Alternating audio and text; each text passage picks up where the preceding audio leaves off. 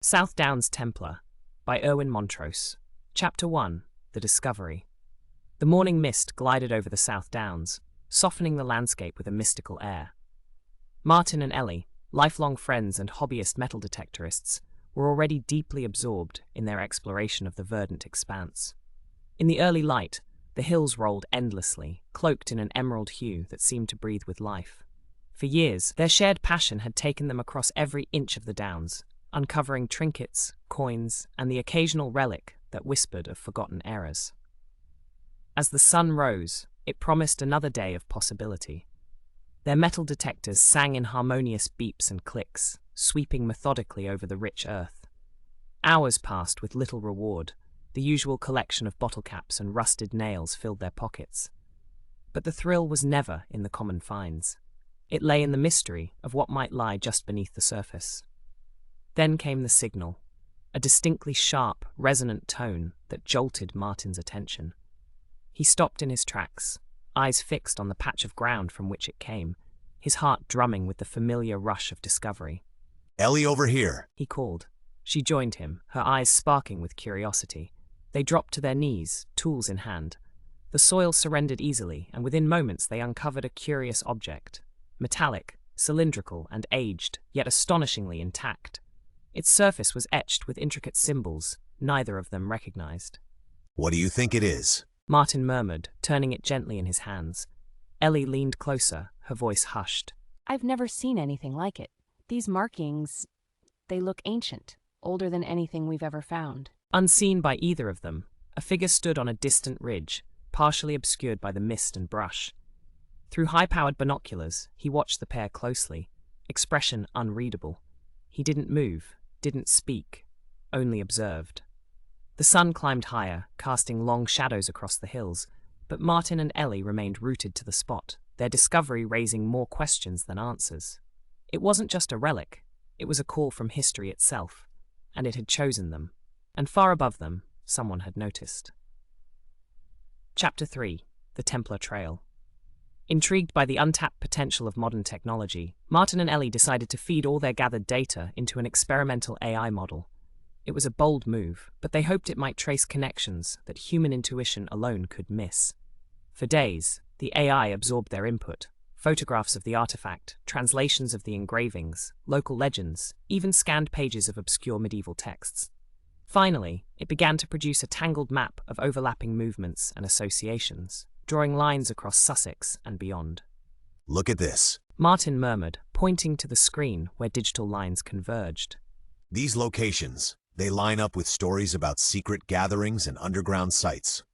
"It's not random. This was planned. Hidden networks, right under everyone's noses." Among the most promising coordinates was a stretch of rural land near the ruins of a 12th century chapel, long dismissed as architecturally insignificant. But the AI's conclusions suggested otherwise. Beneath the surface, it hinted, something older and more deliberate waited. They planned to visit it immediately. But while the digital map expanded, another document circulated on a far older network. Hundreds of miles away, inside the thick stone walls of a hidden archive deep beneath Vatican City, a man in a grey cassock stood in front of a secure monitor. He read the field report aloud, his voice grave. "Artifact matches encoded designations. Subjects identified: Martin Blake, Eleanor Watts, status unaware." Behind him, a senior figure, a cardinal in red, closed the file with a heavy sigh. "So it has surfaced again." The younger man nodded. "Should we escalate?" "No, not yet, but continue surveillance. Inform Unit Domini to prepare for retrieval, quietly." "And if they resist?" The cardinal's face remained still. "Then they will be corrected. The Church cannot allow that scroll to be made public. You know what's at stake."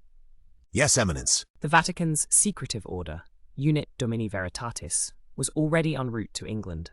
For centuries, their existence had remained hidden, their purpose simple: protect the foundations of faith, even if it meant rewriting the past. Martin and Ellie had unwittingly entered a sacred battlefield, where history was not merely remembered, but controlled. And for the first time in their journey, they weren't just uncovering truth, they were threatening it.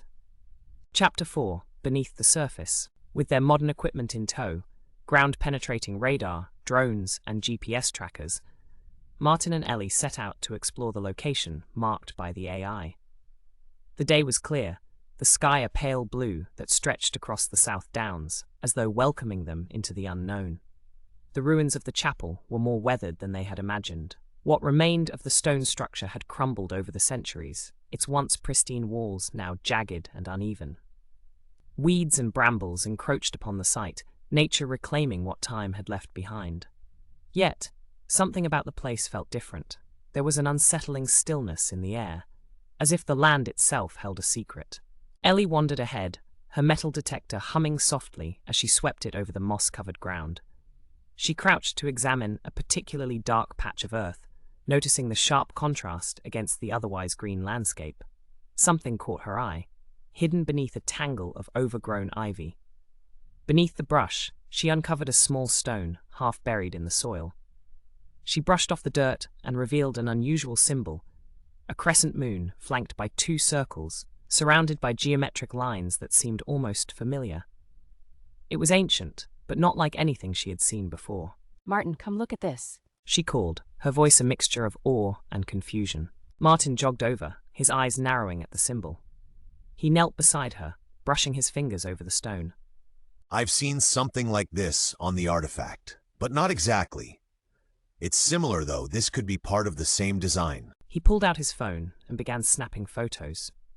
The discovery was significant, but it felt like only the tip of the iceberg. His mind raced with possibilities. As they examined the symbol, something nagged at Martin. The feeling, like a shadow slipping just out of reach, had been growing ever since they arrived at the chapel. He glanced over his shoulder, feeling an odd unease crawl over him. The surrounding hills were empty, the horizon quiet, but there was something in the stillness. It didn't sit right. He turned his attention back to the symbol, but the sensation lingered, tugging at him. Someone was watching. Ellie, absorbed in her discovery, didn't notice the sudden tension in the air. Martin scanned their surroundings once more, his gaze darting to a distant tree line. For a brief moment he thought he saw movement, but when he focused, nothing was there. He shook his head, trying to dismiss the feeling. It was nothing. It had to be. But his unease only grew. His fingers tightened around his phone, and he made a silent promise to himself. After this, they would return home. They had already uncovered more than enough. Suddenly, his phone buzzed, snapping him from his thoughts. The screen flashed an encrypted message. "Time is running out. You are not alone." His pulse quickened. He knew who the message was from. Someone knew what they were doing. Someone knew what they had found. But who? Ellie, He said, his voice tight. we need to go now. She looked up, her brow furrowed. What's wrong? I don't know yet, but something feels off. The wind shifted, and for the first time, Ellie noticed the shadows that seemed to lengthen unnaturally around them. She stood, suddenly alert. You're right. Let's pack up and get out of here. But the feeling that had settled over them was only just beginning. And the watcher in the distance, hidden behind the foliage, was already moving closer. Chapter 5, The Hunt Begins. The drive back from the ruins was quiet at first. Martin gripped the steering wheel tightly, his knuckles pale against the leather. Ellie sat beside him, the artifact case and her field notes clutched in her lap. The symbol she'd discovered near the chapel still haunted her thoughts. Martin's phone, now turned off, lay between them on the center console. Neither of them wanted to risk receiving another message. About halfway home, Ellie broke the silence. Did you see that black SUV near the lane when we left the site? Martin glanced at her. The one parked by the signpost? She nodded. It wasn't there when we arrived, and it didn't follow us directly. But I caught a glimpse of it in the mirror about 10 minutes ago. Martin's jaw tightened. You think we're being followed? Ellie hesitated, then nodded slowly. I don't want to sound paranoid, but I've felt it for a few days now. Small things, people in shops watching too closely, our internet going down every time we research the Templars, emails bouncing. My laptop's camera light blinked on by itself yesterday. Martin exhaled sharply, his thoughts racing. Someone's monitoring us. They passed a petrol station. A man in a dark coat stood by the pumps, staring not at his car, but directly at their vehicle as it passed. Martin caught the look in the rearview mirror. Cold. Calculating.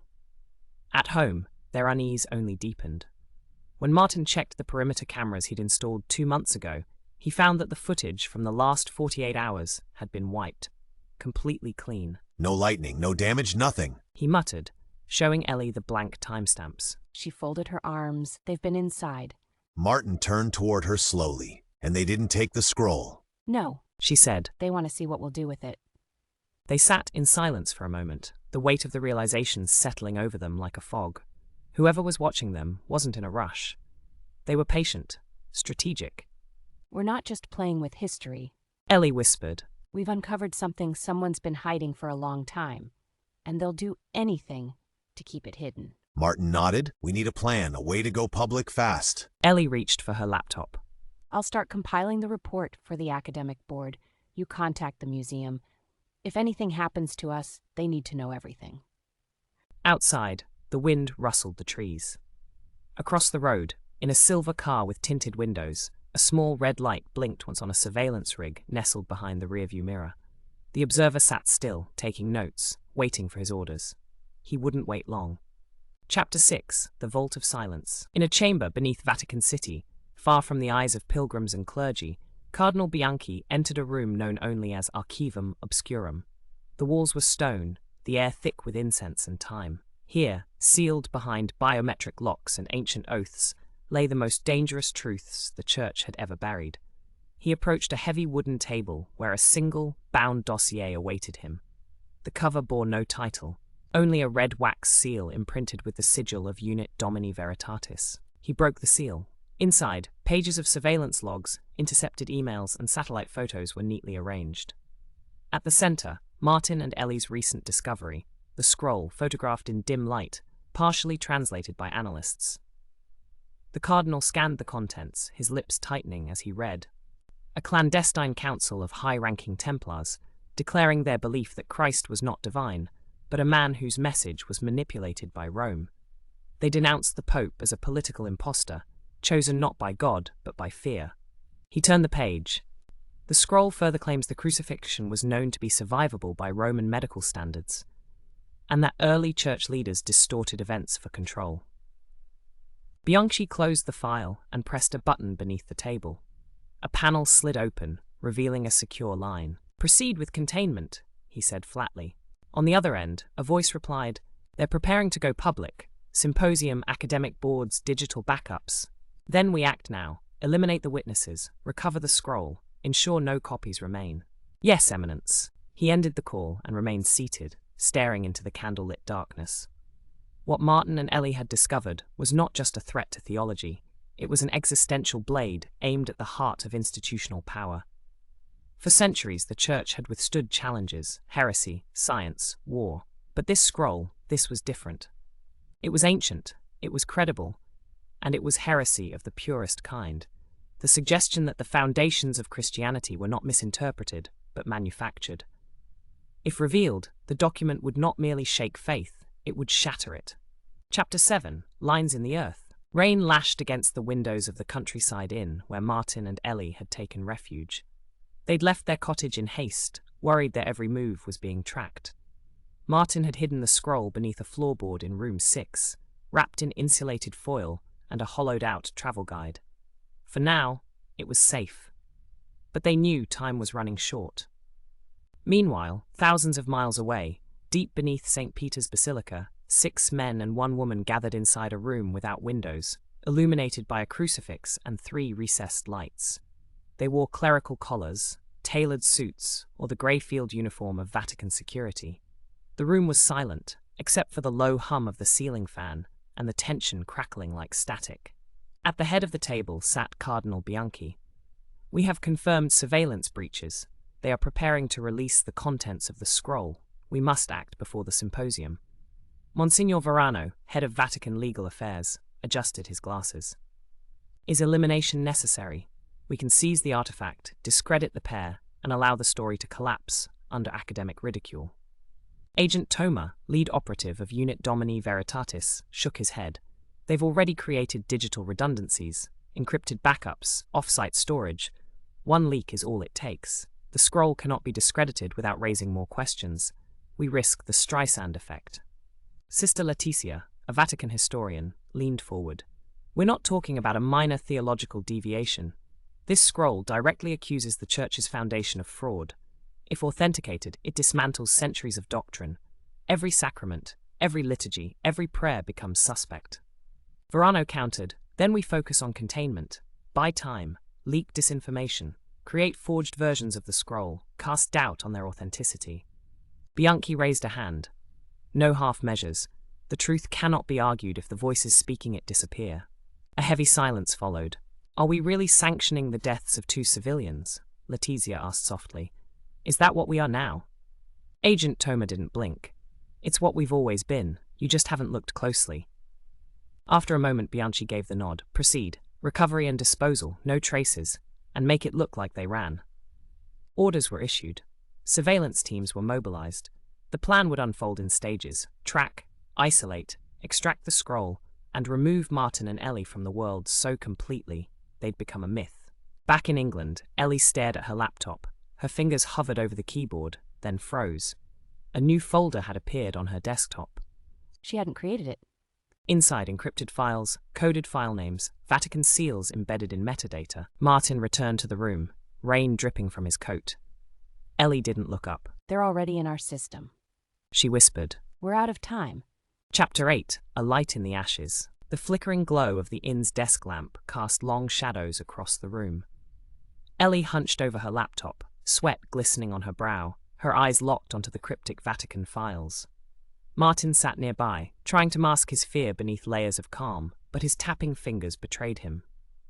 It's a layered encryption system, Ellie muttered, half to herself.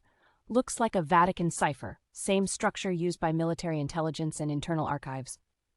How do you even know that? Martin asked. Ellie offered a thin smile. I did some coursework with a professor at King's College years ago. He taught cryptography, and he's obsessed with religious secrecy.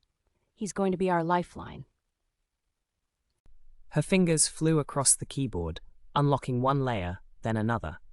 The final folder opened with a mechanical ding. Inside were transcripts of Vatican briefings, surveillance reports, and most chilling of all, a list of historical suppressions. Dossiers on individuals and groups throughout history who had uncovered secrets too threatening to church doctrine.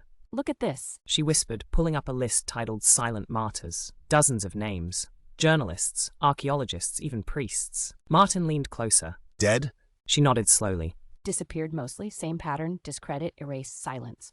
Below the list, a line made Ellie's heart stop. New targets, M. Blake and E. Watts. Status, immediate action authorized. She pushed the laptop toward Martin.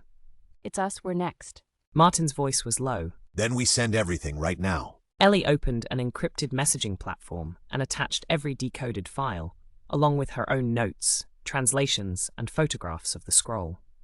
She addressed the message to Dr. William Ashcroft, a historian at King's College London, known for his integrity and radical honesty. If you're reading this, it means something has gone wrong. She wrote, This is real, it's dangerous, and it may cost us everything. But the truth belongs to the world, not behind Vatican walls. Please protect it. She hit send. The file transferred. A green checkmark appeared. It was done. Ellie leaned back, exhaling a long-held breath. It's out. Martin looked toward the rain-drenched window. Then so are we. They both knew what came next. The clock had started ticking, and somewhere far above, a red-eyed server logged the transmission and pinged it back to Rome. Chapter 9, The Disappearance. The inn was silent, save for the low hum of the radiator and the distant hiss of rain against the windows. Martin stood at the edge of the bed, a folded map in one hand, the other resting on the scroll hidden beneath the floorboard. Ellie sat by the window, watching the shadows shift beneath the streetlight. They'll come at night. She said softly. That's what all of this points to. The files, the pattern, the way they erase people. Quietly. Martin nodded. We won't be able to run together. We're too visible. She turned to face him. We should split up? He said. No. She answered instantly. It's the only way one of us gets out. You take the scroll and disappear. I'll lead them the wrong direction. Ellie's eyes flared. You think I'm gonna let you be bait? They'll expect us to run together. That's predictable. If we split, we double our chances of survival. Ellie shook her head, furious, scared. I'm not leaving you, Martin. We don't have a choice. Across the channel, inside a black van speeding toward the south coast of England, Vatican agents reviewed a digital floor plan of the inn. Agent Toma sat at the front, flanked by 2 operatives in civilian clothes. No crucifixes, no badges, just precision and finality. Target location confirmed. Digital transmission was sent from this IP 6 hours ago. Both subjects are still there. Room 6, one of them reported. Toma leaned forward, eyes focused. Recovery team enters at 3:15. Secondary unit secures the perimeter. No witnesses. Scroll is priority. Subjects are expendable. Method: clean. No bodies. Make it look like a disappearance. Same as in Montreux, 1998. Another agent passed a metal case forward. Toma opened it. Inside, tranquilizers, burner phones, and a chemical compound known only to intelligence agencies. Fast, thorough, and undetectable. Back at the inn, Martin placed his hands on Ellie's shoulders. I'll draw them out. He whispered. You go to Ashcroft. Finish what we started. But neither of them noticed the tiny red dot blinking in the corner of the smoke detector above them. The Vatican didn't need to guess anymore. They were already inside. Chapter 10, Shadows and Ashes, is AM. Rain pelted the roof of the inn like the ticking of a doomsday clock. Inside room 6, the world slept in fragile peace. Martin lay fully clothed atop the bed, shoes still on, one hand resting on the scroll case under the floorboard. Ellie was seated beside the door, half dreaming, half watching, her phone in her lap and a backpack by her side. She never heard the latch. The door didn't crash open. It unfolded fluidly, like it had never been locked. 3 figures slipped in soundlessly. No flashlights, no shouting, only darkness. Ellie's eyes opened a second too late. A gloved hand clamped over her mouth before she could scream, dragging her backward in a blur. Her chair toppled with a dull thud. Another agent was already beside Martin, jabbing a needle into his neck in one motion. He gasped, eyes wide for half a second, then slumped. Ellie kicked and twisted, adrenaline surging. She bit down on the hand covering her mouth, drawing blood. The agent grunted, but didn't release her. Another stepped in with military precision, pressing a cold metal device to the side of her neck. It clicked. Darkness swallowed her. Agent Toma entered last. He surveyed the scene in calm detachment, 2 unconscious bodies, no blood, no noise. He knelt beside Martin, brushing a strand of hair away, like a father checking a sleeping child. His voice was smooth. You should have let sleeping truths lie. He gestured. 2 agents rolled up Martin and Ellie in black thermal wraps and slid them into separate transport cases, custom-built, airtight, unmarked. One agent lifted the floorboard, retrieved the scroll, and passed it to Toma. He examined it briefly, then slid it into a protective canister. Room's clean, no prints, sweep the cameras. The tech operative removed a black cube from his pocket, set it on the nightstand, and pressed a button. The device emitted a soft pulse, scrubbing all digital evidence within 20 feet. Toma took one last look around. Outside, the van's rear doors swung open.